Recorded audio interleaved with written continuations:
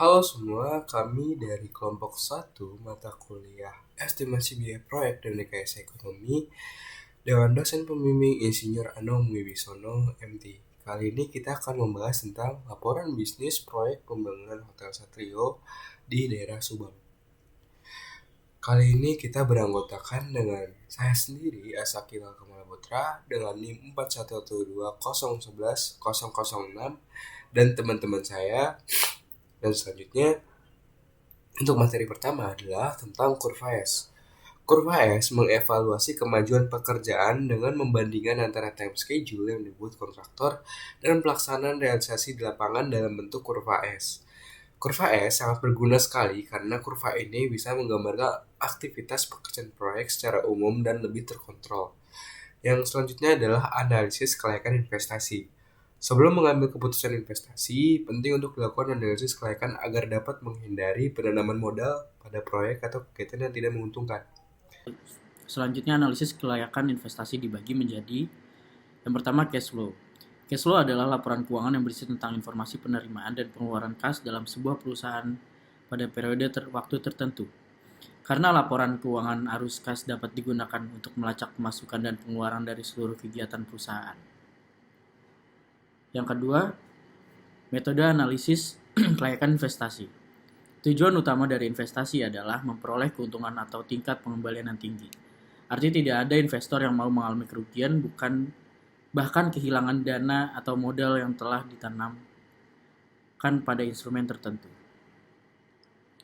Untuk menilai kelayakan suatu investasi, setidaknya terdapat 4 metode estimasi biaya proyek dan rekayasa ekonomi, yaitu yang pertama, net present value atau NPV. Kelayakan investasi dengan metode NPV dinilai dari keuntungan bersih yang diperoleh di akhir pengerjaan suatu proyek atau investasi. Dan rumus NPV sama dengan sigma PVT dikurangi A0.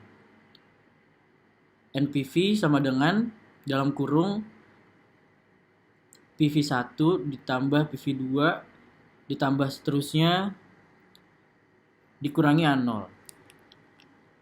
Lalu PV sama dengan NCF dikali discount factor. Discount factornya yaitu 1 per dalam kurung 1 plus R dikali T. Yang kedua, payback period atau PBP. Jika NPV mengukur investasi dari probabilitasnya, metode payback period mengukur kecepatan pengembalian investasi. Oleh sebab itu, suatu ukuran yang dihasilkan bukan dalam bentuk persentase ataupun rupiah, melainkan waktu. Jika nilai PBP lebih cepat atau singkat dari yang disyaratkan, artinya investasi memiliki kelayakan. Sebaliknya, apabila nilai PBP lebih lambat atau lama, berarti arus kasnya dari suatu investasi. Jika arus kas per tahun sama jumlahnya, PBP sama dengan investasi awal dibagi arus kas dikali 1 tahun. Jika arus kas per tahun berbeda jumlahnya, PBP sama dengan N plus dalam kurung A min B per C min B dikali 1 tahun.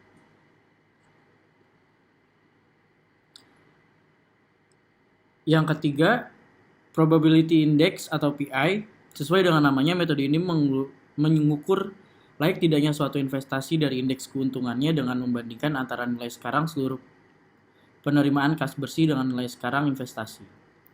Suatu investasi disebut layak menurut metode ini apabila nilai PI lebih besar dari 1. Karena nilai menguntungkan.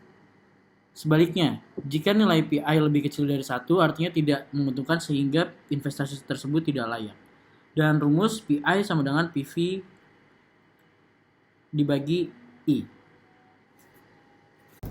Selanjutnya, proyek Hotel Satrio Subang, yaitu yang bertempat di Jalan Raya Ciater, Kecamatan Ciater, Kabupaten Subang. Deskripsinya, pembangunan hotel ini bentuk akomodasi yang dikelola secara komersial, disediakan bagi setiap orang untuk memperoleh pelayanan penginapan berikut makan dan minum, serta untuk meningkatkan mobilitas perekonomian pariwisata di daerah Subang.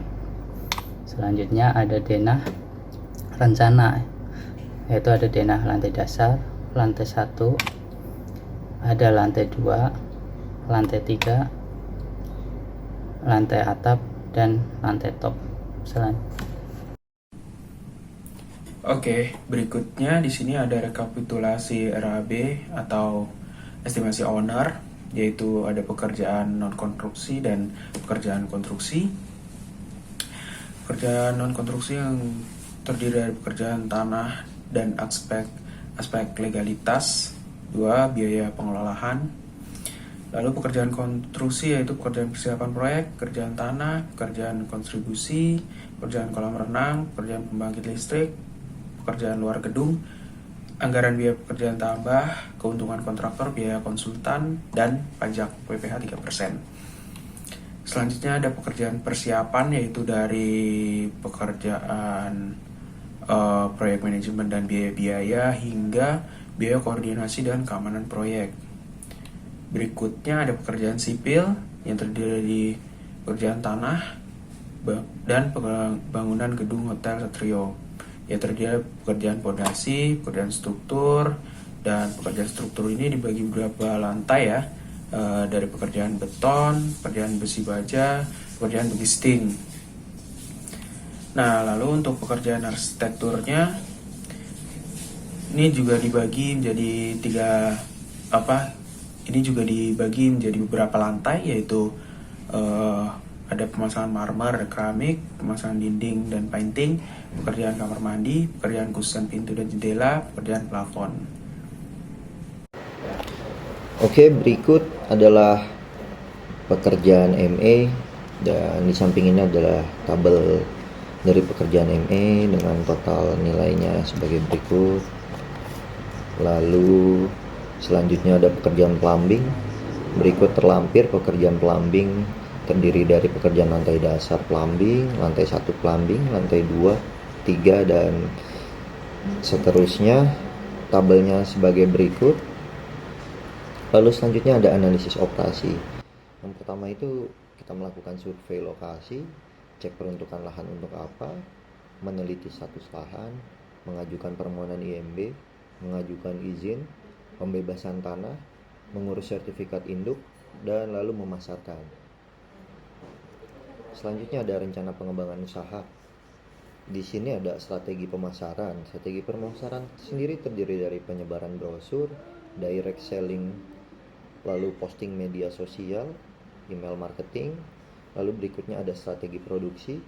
Strategi produksi itu terdiri dari perbaikan desain, ruangan sesuai mode terkini, pembelian material dan bahan-bahan yang berkualitas, meningkatkan produktivitas kerja.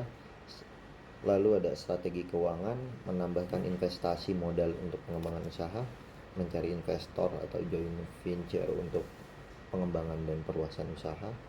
Lalu ada pengendalian sistem keuangan.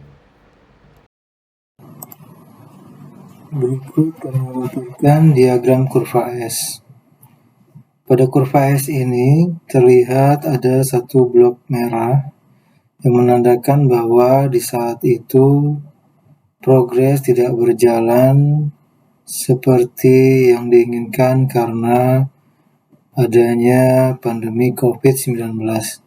Namun secara garis besar kurva S ini menunjukkan bahwa progres monitoring berjalan cukup baik.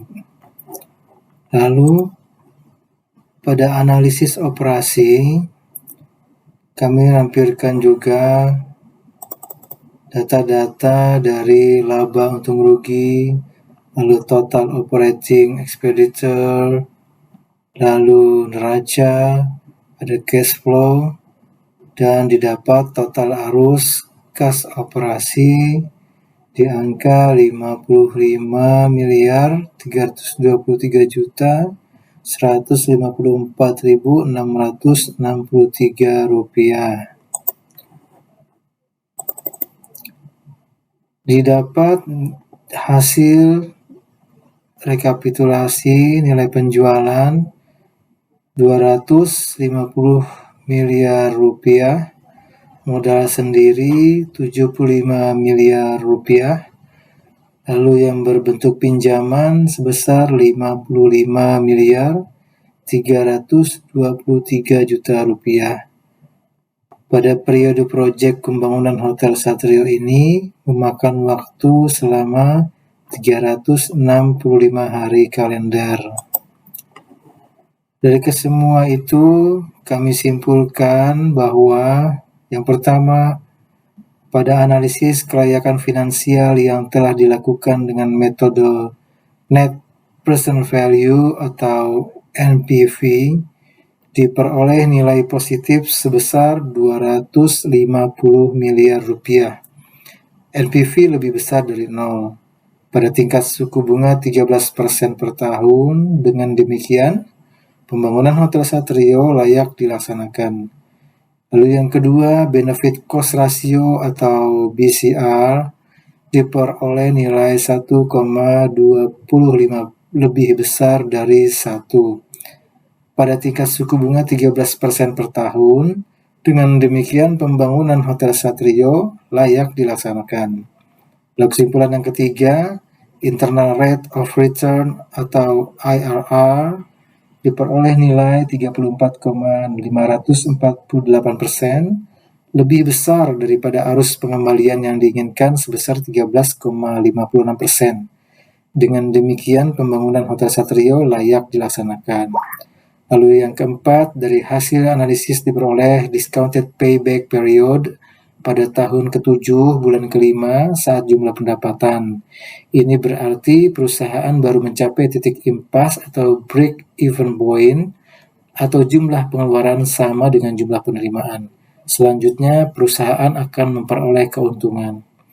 Lalu yang terakhir, yang kelima, dari analisis sensitivitas memberikan hasil pembangunan Hotel Satrio masih layak untuk dilaksanakan pada kondisi pendapatan tetap, sedangkan biaya operasional naik hingga 10%. Demikian, terima kasih.